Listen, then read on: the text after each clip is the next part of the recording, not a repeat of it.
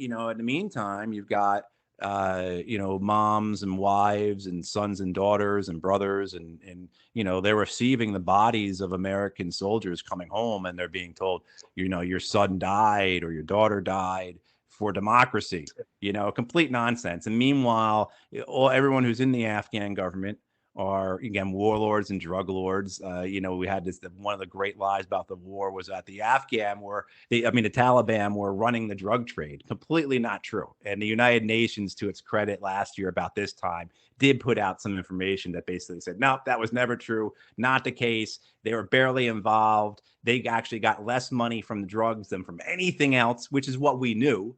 We knew that, could tell you from the intelligence we had, we knew, and WikiLeaks revealed some of this, but big open secret that as the American government would say, the biggest source of revenue for the Taliban is the opium. It's the poppies. At the same time as Europe was experiencing an opium overdose epidemic, we're experiencing one here in the U.S. We had, here in North Carolina, where I live, in the state I live, we have 12 overdose deaths a day.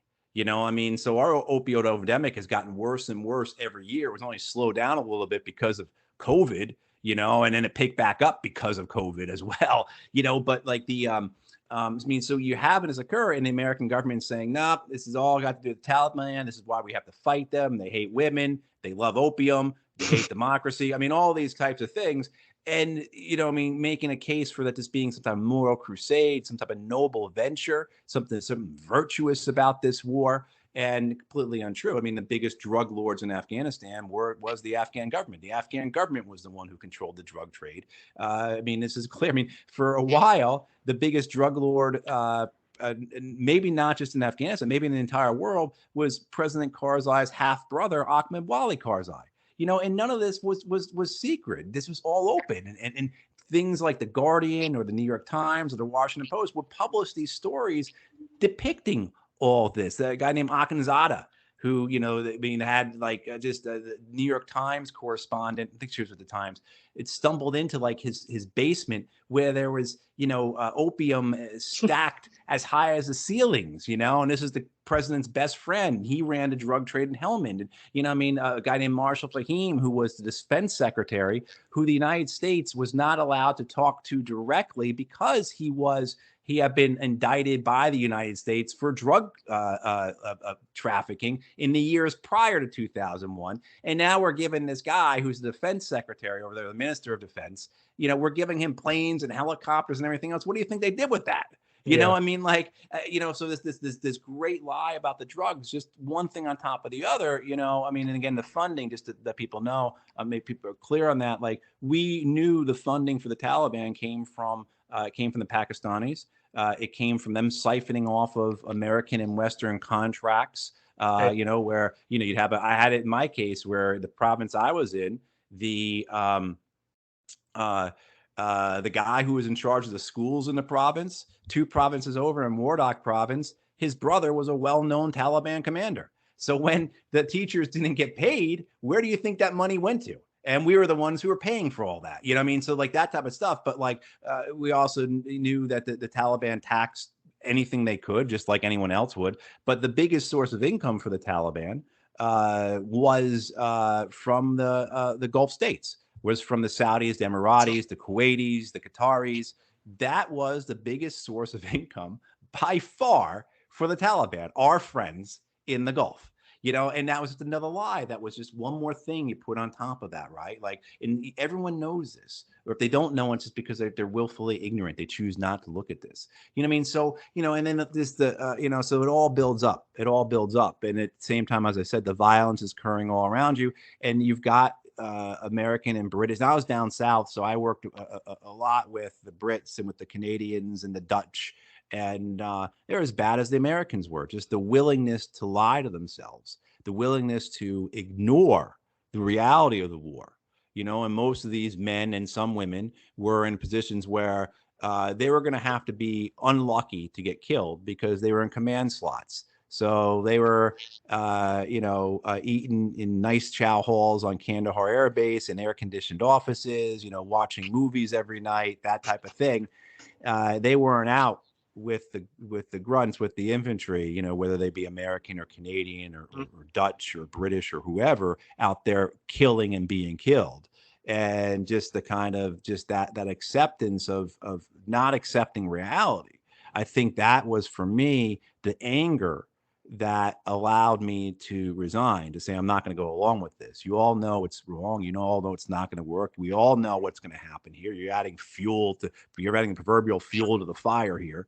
Our intelligence estimates say that 90% of the Taliban are not fighting because of some type of religious reason or some type of ideology. They are fighting because of occupation and because of this continuance of a civil war that's been going on since the 70s. That's a living legacy of the Cold War that we, along with the Soviets, created and we fostered and we sustained.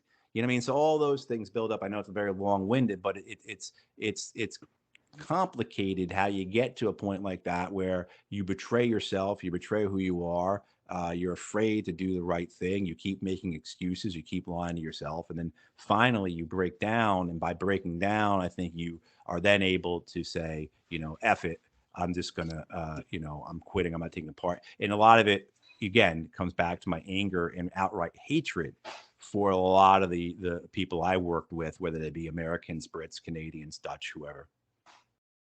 Yeah, you you said a lot of good stuff there, and I have a lot of questions of that. One I have to go back to. So you talk about the opium side of it, and I'm sure you're familiar with, but I'll get this up on the screen after the UN chart of the opium growth goes. So in the early 2001, the opium levels are completely down. The Taliban managed to squash it.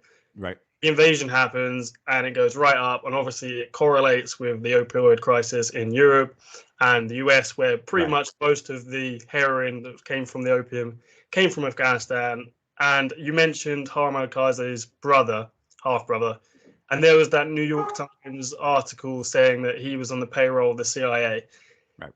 What do you make of that? I'm not saying the CIA was directing it, but obviously we was turning a blind eye at the least. What is your view on it? Was there people involved, or was they just, we need these that's just a blind eye? The relationship between our governments and then our intelligence agencies, and we get this from you guys. Americans get this from the Brits. You know, we learned a heck of a lot in your opium wars.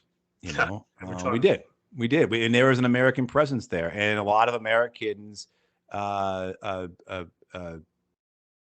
A lot of Americans made a ton of money off of those wars in the 1840s. The Russell family, and I think Forbes as well, because the Russell family obviously was involved in setting up Skull and Bones at Yale, which George Bush was a member of. Right, and certainly, one of our most celebrated presidents, John F. Kennedy. There's the Fitzgeralds. A lot of their money comes from that, and that particularly picks up the opium and everything else. As well as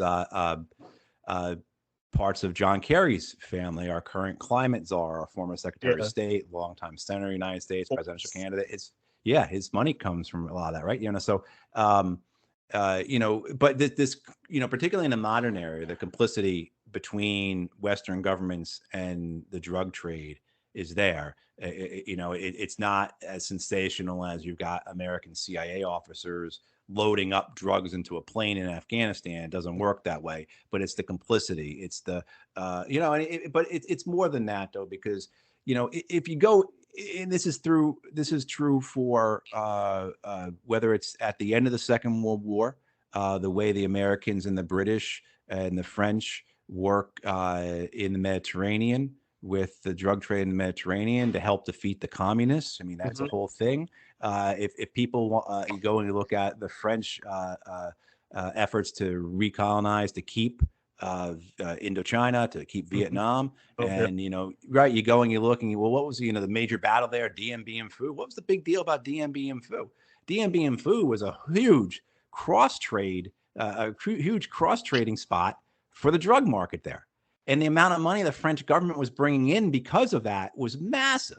So, I mean, like there's like all these things. But then, of course, the American government, our involvement in Central America in the 1980s, the CIA was involved exactly in Nicaragua with the Contras trafficking. That coincides with the crack epidemic here in the United States that ruined millions and millions of Americans and their families, devastated thousands of American cities and towns. I mean, just laid waste throughout the 80s, in a way that the opioid epidemic is doing now. Of course, the big difference is that, back in the 80s, crack was really devastating Black communities, and now the opioid epidemic is devastating everyone. So now, of course, it's kind of an issue for the American government. Not really, but kind of, right?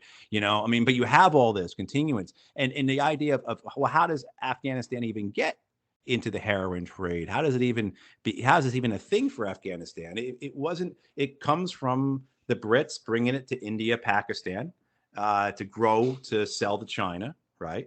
And some point in the early 80s, because Afghanistan does have some of its own production, but it's very limited. And if you look at the reporting from the 1970s on heroin production and opium production, poppy production in Afghanistan, it's really they're not exporting any. It's a market. It's all internal consumption basically. But what you have happened then is the Pakistani ISI, their intelligence agencies, and the American CIA, and I probably imagine the MI6 was involved too. That they are bringing the crop into Afghanistan in order to help fund the war effort. So that's where you start. Afghan-Soviet invasion during the 80s. Yes, exactly. So what you have is the Pakistanis and the Americans, and again, probably the Brits, bringing in the crop into Afghanistan in order for a source of revenue for the Mujahideen, for the Afghanistan resistance against the Soviets. Those who win that war, if you can call it a win, but the warlords that come out of that, they're also the drug lords. And who are the people that we put back into power in 2001 when we take the Taliban out of power? The warlords. And so your point about you can see poppy cultivation in Afghanistan and how it does. The Taliban basically stop it.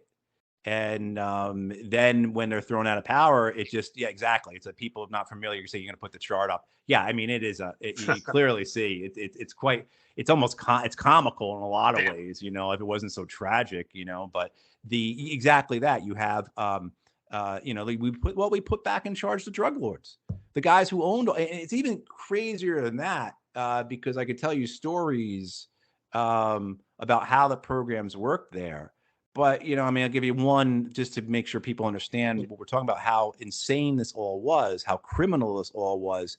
And again, how deceptive the malfeasance involved in all this. There's a guy named Gul Sherzai, very popular among the American intelligence community. He was actually hated among the Afghan people. If people are familiar with the Afghan Taliban's origin story, it's that in the early mid 90s, they are a popular movement that rises up to overthrow the warlords because the warlords are so terrible. And there's a lot of truth to that story. The warlord who's in charge of Kandahar province, the biggest province, basically the second biggest city in Afghanistan after Kabul, a guy named Gul Sherzai, he's the guy the Taliban overthrow. Darling of the American intelligence community. So when the U.S. Comes into Afghanistan in 2001, who do the Americans put back in charge of Kandahar? Gul Sherzai. At some point, he gets moved up to be the governor of Nangarhar province, which is probably one, if not the most important province economically for Afghanistan because of its because it borders Pakistan and because of its port of entry there. So, so Sherzai is now in charge of the governor of Afghanistan. He's also a drug lord. And what happens is you have this governor's eradication program or something like that it was called, where the American government, if the governors of Afghanistan, the provinces, could show that they were eradicating poppy crops, they would get $10 million in cash. What does Sherzai do? Sherzai takes the Afghan military, the Afghan police, all the support from the Americans as well, and he goes to all his competition and says, you either fall underneath me now and kick it back up to me, or I'm going to have you eradicated. And the ones that they eradicate, because they won't kick back or fall underneath Sherzai's thing, are the ones that Sherzai then turns around to the Americans and says, hey, look, these are all the poppy fields I've eradicated, right? And we give him $10 million in cash. Yeah. So we gave the guy $10 million in cash as a benefit or a bonus Yeah. or a reward for rubbing out his competition. So what you see not only is the resumption of the Afghan heroin trade because we put the drug lords back in power, but their consolidation of that, right? Where they now really have clear monopolies throughout their regional and the regional control of these drug lords who are also the warlords, say like Adam Muhammad Noor in the north or something like that, right? Very clear. And this is the power structure of Afghanistan. And this is when you call this Afghanistan's government over 20 years a predatory kleptocracy. There's no hyperbole with that. That's not an exaggeration. It's exactly what it was.